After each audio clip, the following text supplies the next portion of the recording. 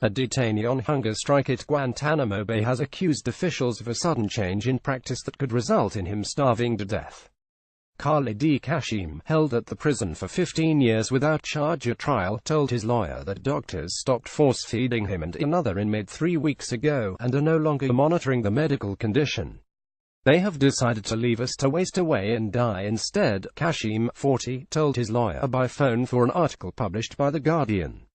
"I'm in so much pain every minute that I know it can't go on much longer.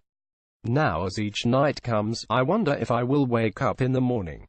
When will my organs fail? When will my heart stop? I am slowly slipping away and no one notices." Barack Obama tried and failed to close the prison at Guantánamo, a U.S. naval station on the southeast corner of Cuba. Donald Trump has vowed to keep it open and load it up with some bad dudes.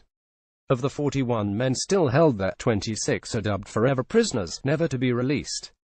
At least 4 have been on hunger strike since 2013, claiming it as the sole peaceful protest open to them. Shelby Sullivan-Bennis, a lawyer at the human rights group Reprieve, which represents 8 detainees, said it's the only control they have over their own lives. Khalid has used the word dignity to reference to why he hunger strikes. Strikers who suffer chronic weight loss are typically force-fed twice a day by being strapped into a restraint chair and having a supplement poured through their noses via a very thin tube. Kashim and another inmate, Ahmed Rabbani, have gone without food since the 20th of September, according to Reprieve and other sources. Sullivan-Bennis said in calls with 3 or 4 of our clients, "We learned the new senior medical officer said this policy would no longer continue and any harm to inmates was their own choice." The Pentagon insists that an 11-year-old military policy allowing the involuntary feeding of detainees remains in place, although a spokesman did confirm some shift in approach, indicating a change in the medical conditions that require force-feeding. Major Ben Sacrison, a spokesman, said there has not been a change in policy. Existing policy is just being reinforced with our personnel. In some instances in the past, attempts to provide detainees who claimed that they were on hunger strike with a measure of dignity through voluntary enteral feedings unintentionally created a situation that potentially encouraged future hunger strikes. As a result, the pre-existing standard of medical necessity will be enforced in the future. According to Reprieve, Kashim, from a small town in Yemen, traveled to Afghanistan in search of work in 2000. He was detained by Afghan police and handed over to U.S. forces in a case of mistaken identity.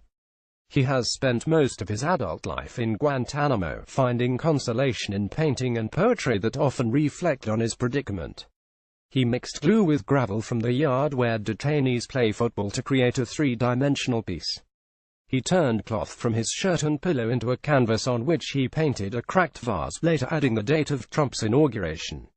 Sullivan-Bennis said, "Someone I spoke to said that, before this, he was the happiest he had been in the past 3 years.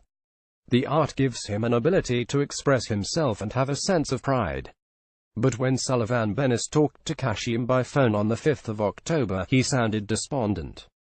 "We usually start with banter like 'How are you? How are the family?' and something about his artwork. We didn't talk about his artwork for the first time I remember. When I asked, 'How are you?' his first words were, 'Very bad.'" Kashim reported that in recent weeks he had not been weighed and not had his blood pressure taken. On one occasion he passed out but did not receive treatment. "These days have been the most terrifying of my 15 years in this place," he told the lawyer. "We're used to torture here, but this is so slow and so cruel." Sullivan-Bennis is worried that he will suffer organ damage but doubts that the U.S. military would risk a fatality. She added, "We're at a crossroads. It seems quite obvious to us there has been a significant change and it does seem to be a new regime of medical neglect as punishment to quash the strike. Frankly, it seems obvious they are breaching their own standard operating procedure." Clive Stafford Smith, founder of Reprieve, wrote on its website that Rabbani now reportedly weighs just 6.7 stone 95 pounds and has long suffered internal bleeding. He quoted Rabbani as saying, "I don't want to die, but after 4 years of peaceful protest I'm hardly going to stop because they tell me to. I will definitely stop when President Trump frees the prisoners who have been cleared, and allows everyone else a fair trial."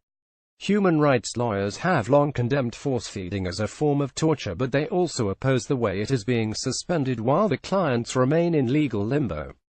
Jeremy Varon, an organizer with the campaign group Witness Against Torture, said for years the military has been trying to find ways of discouraging people from participating in hunger strikes. Of course this is condemnable. They shouldn't be there in the first place. Everything that follows is on the side of morally reprehensible.